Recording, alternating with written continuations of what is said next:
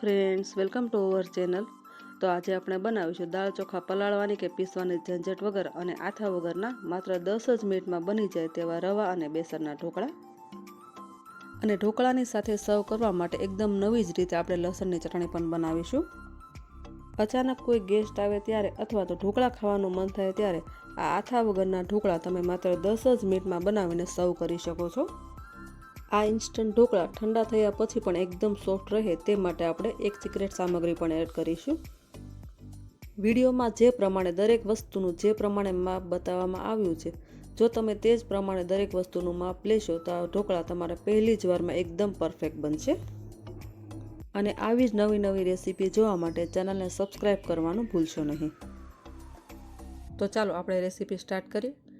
Instant dhokla બનાવવા માટે મેં 1 બાઉલ બેસન લીધેલો છે। બેસન હંમેશા આપણે ચાળીને જ લેવાનો। અને 1 બાઉલ રવો લીધેલો છે અને 1 બાઉલ ખાટું દહીં લીધેલું છે। તો સૌથી પહેલાં આપણે એક મોટા બાઉલમાં 1 બાઉલ આપણે બેસન એડ કરીએ અને 1 બાઉલ રવો લઈએ। બેસન અને રવાને આપણે એકદમ સારી રીતે મિક્સ કરી દઈએ।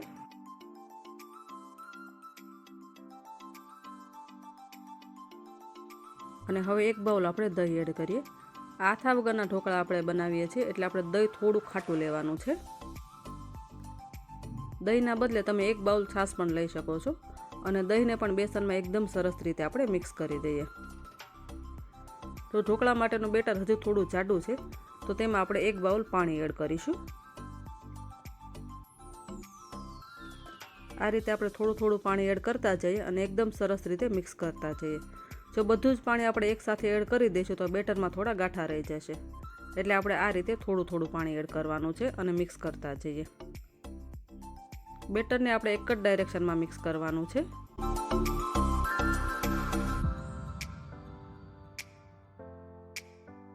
આ ઢોકળા બનાવવા એકદમ સરળ છે। તો 1 બાઉલ બેસન અને 1 બાઉલ રવા સાથે આપણે 1 બાઉલ દહીં અને 1.5 બાઉલ જેટલું પાણી એડ કરેલું છે અને આપણું બેટર એકદમ સરસ રીતે તૈયાર થઈ ગયું છે। અને આ રીતે આપણે થોડું જાડું બેટર રાખવાનું છે, એકદમ પાતળું નથી રાખવાનું। અને હવે બેટરને આપણે 2 થી 3 મિનિટ સુધી રેસ્ટ આપીએ અને ત્યાં સુધીમાં આપણે પાણી ગરમ કરવા માટે મૂકી દઈએ। તો સ્ટીમરમાં મેં 3 મોટા ગ્લાસ જેટલું પાણી ગરમ કરવા માટે મૂકેલું છે અને ઢોકળા માટેની પ્લેટ પણ તેમાં જ આપણે મૂકી દઈએ અને પ્લેટને પણ આપણે ઓઇલથી ગ્રીસ કરી લઈએ। ઢોકળા બનાવતા પહેલાં જો આપણે આ રીતે પહેલથી સ્ટીમરને ગરમ કરી લઈશું તો ઢોકળા એકદમ ફૂલેલા બનશે અને સોફ્ટ પણ બનશે। તો હવે ઢાંકણ ઢાંકીને પાણીને ઉકળવા દઈએ અને ત્યાં સુધીમાં આપણે બેટરમાં મસાલા કરી લઈએ। સ્વાદ અનુસાર નમક એડ કરીશું અને એક મોટી ચમચી આપણે આદુ, મરચાં અને લસણની પેસ્ટ એડ કરીશું। અત્યારે મેં આ લીલું લસણ લીધેલું છે, પણ તમે સૂકું લસણ પણ લઈ શકો છો અને જો લસણ ના ખાતા હોય તો તમે સ્કીપ પણ કરી શકો છો। અને એક નાની ચમચી જેટલો આપણે હળદર પાવડર એડ કરીશું। 2 મોટી ચમચી આપણે ઝીણી સમારેલી કોથમીર એડ કરીશું। આ ઢોકળાના બેટરમાં તમે દૂધી અને ગાજર પણ ખમણીને એડ કરી શકો છો। આ ઢોકળાના બેટરમાં આપણે 2 ચમચી જેટલું તેલ એડ કરીશું। ઢોકળાના બેટરમાં તેલ એડ કરવાથી ઢોકળા ઠંડા થયા પછી પણ એકદમ સોફ્ટ રહે છે। તો હવે આ ઢોકળાના બેટરમાં આપણે મસાલા કરી લીધેલા છે અને આ ઢોકળાના બેટરને આપણે એક જ ડાયરેક્શનમાં આ રીતે મિક્સ કરીએ। ઢોકળાના બેટરને એક જ ડાયરેક્શનમાં મિક્સ કરવાથી તેમાં હવાના કણ ભરાય છે અને ઢોકળા એકદમ ફૂલેલા અને સ્પોન્જી બને છે।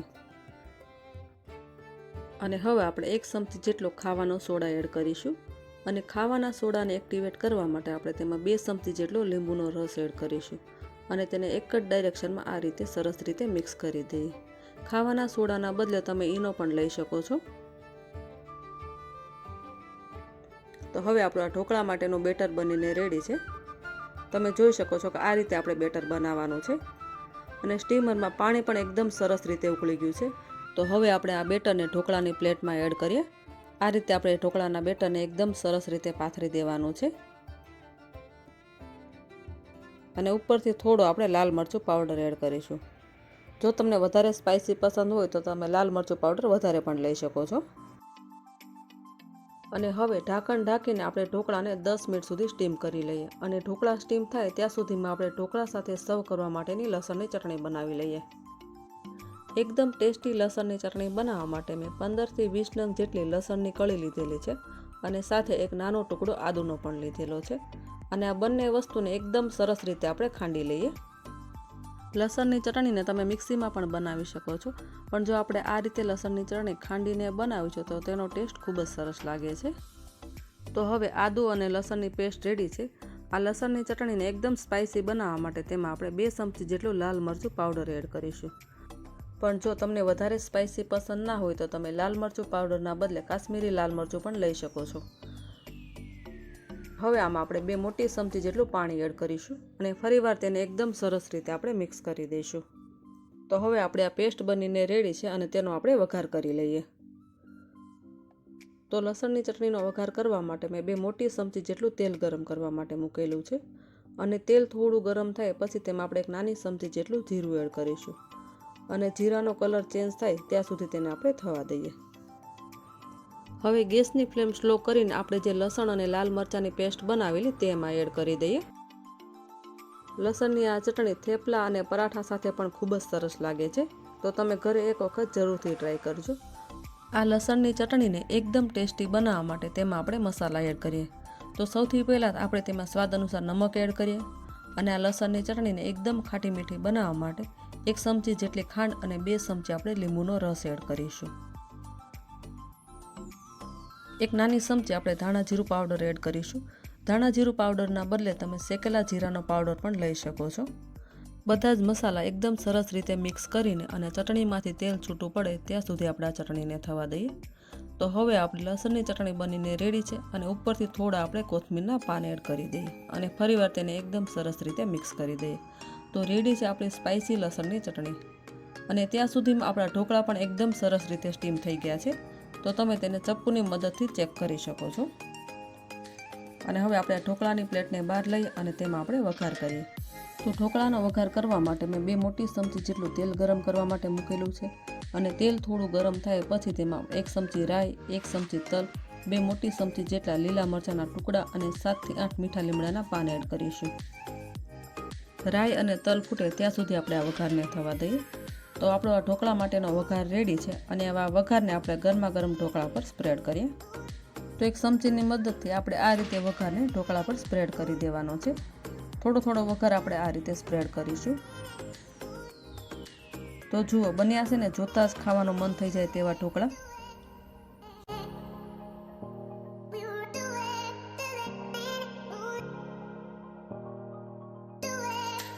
અને હવે ઉપરથી આપણે થોડા લીલા ધાણા એડ કરીએ અને ઢોકળાને કટ કરી લઈએ. આપણે આ રીતે એક ચપ્પુની મદદથી ઢોકળાને આપણે કટ કરી લઈશું.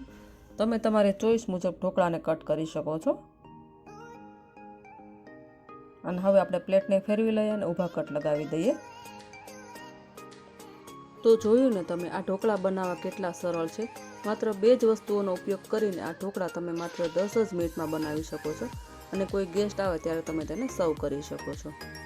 તો તમે જોઈ શકો છો આ ઢોકળા એકદમ સોફ્ટ અને સ્પોન્જી બન્યા છે. તો હવે આપણે આ ગરમા ગરમ ઢોકળાને સ્પાઇસી લસણની ચટણી અને સિંગ તેલ સાથે સર્વ કરીએ.